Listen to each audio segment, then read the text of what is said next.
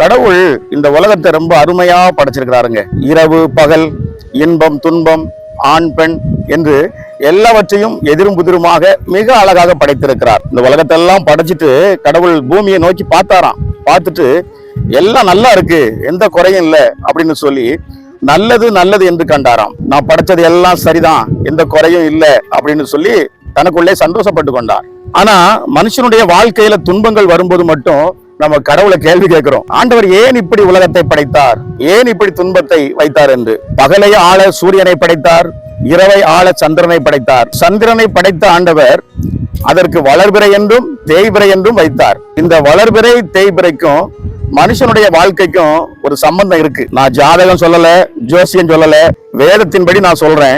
எப்படி சந்திரனுக்கு வளர்பிறை இருக்கோ அப்படியே மனுஷனுக்கும் சில காலங்கள்ல வளர்பிறை இருக்கு. அந்த வளர்பிறை காலத்துல அவன் என்ன தொழில் செய்தாலும் அவனுக்கு ஆசீர்வாதமாக இருக்கும், ரொம்ப உற்சாகமா இருப்பான், ரொம்ப சந்தோஷமா இருப்பான். தொட்டதெல்லாம் பொன்னா மாறும்னு சொல்ற மாதிரி என்ன தொழில் செஞ்சாலும் ஆசீர்வாதமா இருக்கும். இந்த வளர்பிறையின் காலங்கள்ல ரொம்ப எச்சரிக்கையா இருக்கணும். ஏனென்றால் தேய்பிறை எப்ப வருதுன்னு நமக்கு தெரியாது.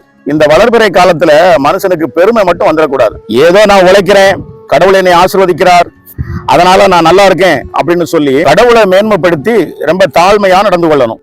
சிலர் இனிமே என்னைக்குமே நமக்கு வளர்பிறைதான்னு சொல்லி இந்த வளர்பிறையின் காலத்துல கையில ஒரு 50 லட்சம் இருக்குன்னு வைங்களேன், 1 கோடி ரூபாய்க்கு பட்ஜெட் போடுவாங்க. 1 கோடி ரூபாய்க்கு திட்டமிட்டு அந்த திட்டத்தை செயல்படுற நேரத்துல அவங்களுக்கே தெரியாம தேய்பிறையின் காலம் வந்துடும். அப்படி ஒரு தேய்பிறையின் காலம் வந்துட்டுன்னு வைங்களேன், கையில இருந்து 50 லட்சமும் போயிடும், இன்னும் ஒரு 50 லட்சம் கடன்ல இருக்கும். மனுஷங்க திகைச்சு போயிடுவாங்க.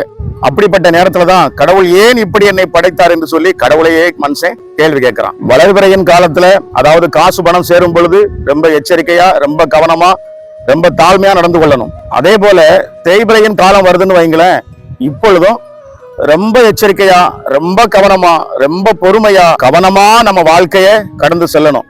தேய்பிறையின் காலம் என்பது ரொம்ப கொடூரமா இருக்கும். எந்த தொழிலை செய்தாலும் விருத்தி இருக்காது, தொட்டதெல்லாம் நஷ்டமாகும். இந்த தேய்பிறையின் காலத்துல நம்ம எச்சரிக்கையா இருக்க வேண்டிய ஒரு காரியம் உண்டு. நம்முடைய கஷ்டங்களை மற்றவங்களிடத்துல சொல்லவே கூடாது. எனக்கு வருமானமே இல்லை, அல்லது எனக்கு இவ்வளவு கடன் இருக்கு, என்ன செய்யறதுன்னு தெரியல அப்படின்னு சொல்லி நம்மளுடைய பிரச்சனையை மற்றவங்க கிட்ட சொல்லவே கூடாது. வளர்பிறையின் காலத்து ஆசீர்வாதங்களை விட இந்த தேய்பிறையின் காலத்து நஷ்டங்கள் மனுஷருக்குள்ள ரொம்ப வேகமா பரவும். இந்த சூழ்நிலைகள் எல்லாம் மனுஷருக்கு மத்தியில பரவும் பொழுது நீங்க ரொம்ப நெருக்கப்படுவீங்க. அதாவது புதுசா எந்த கடனும் வாங்க முடியாது. உங்ககிட்ட கடன் கொடுத்தவங்க எல்லாம் உங்களுக்கு நெருக்குவாங்க. இவன் ரொம்ப பிரச்சனையில இருக்கான், இவங்கிட்ட எவ்வளவு சீக்கிரம் நம்ம பணத்தை வாங்குறோமோ அவ்வளவு சீக்கிரம் நல்லதுன்னு சொல்லி எரிகிற குடிசையில எடுத்ததெல்லாம் லாபம்னு சொல்ற மாதிரி உங்ககிட்ட இருந்து கடனை வசூல் பண்றதுக்காக உங்களை ரொம்ப நெருக்குவாங்க பாருங்க. அப்ப நீங்க ரொம்ப நெருக்கப்படுவீங்க, ரொம்ப துன்பப்படுவீங்க. அந்த துன்பத்தை வெளியே சொல்லவே முடியாது. வளர்பிறையின் காலமானாலும் சரி, தேய்பிறையின் காலமானாலும் சரி, ரொம்ப எச்சரிக்கையா, பொறுமையா, அடக்க ஒடுக்கமா வாழ்றது மனுஷருக்கு ரொம்ப நல்லது. தேய்பிறையின் காலத்துல ரொம்ப சோர்ந்து போகாதீங்க, சீக்கிரமே உங்களுக்கு வளர்பிறையின் காலம் வரும்.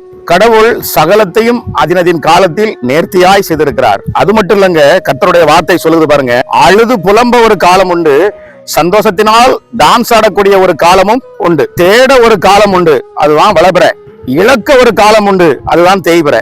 இப்படி வளர்பிறையும் தேய்பிறையும் மனுஷருடைய வாழ்க்கையில தொடர்ந்து வரும். இது யாருக்கும் விதிவிலக்கு அல்ல. உலகை படைத்த கடவுள் நமக்கு எழுதி கொடுத்த ஒரு அற்புதமான புத்தகம். இந்த புத்தகத்தை நாம் கருத்தோட வாசித்தாலே இந்த புத்தகம் நம்முடைய வாழ்க்கைக்கு வழிகாட்டும். இன்பத்தின் காலத்திலும் துன்பத்தின் காலத்திலும் நமக்கு உறுதுணையா இந்த வேத புத்தகம் இருக்கும். தயவு செஞ்சு இந்த புத்தகத்தை யாரும் ஒரு மத புத்தகம் அப்படின்னு நினைக்காதீங்க. இது மனுஷனுடைய வாழ்க்கை புத்தகம். மனுஷன் வாழ்வது ஒரு முறை, நாளை நடப்பது இன்றைக்கு என்னவென்றே தெரியாது. நாளைக்கு வருவதையும் இந்த புத்தகம் நமக்கு வெளிப்படுத்தும், அறிவுறுத்தும். எனவே பிரியமானவர்களே, உங்களுக்கு இது வளர்பிறையின் காலமா இருந்தா ரொம்ப எச்சரிக்கையா இருங்க, கவனமா இருங்க, தாழ்மையா இருங்க. சிலருக்கு இது தேய்பிறையின் காலமா இருந்தா கவலைப்படாதீங்க, நம்பிக்கை விட்டுறாதீங்க, உங்களுக்கு வளர்பிறை வந்து விட்டது.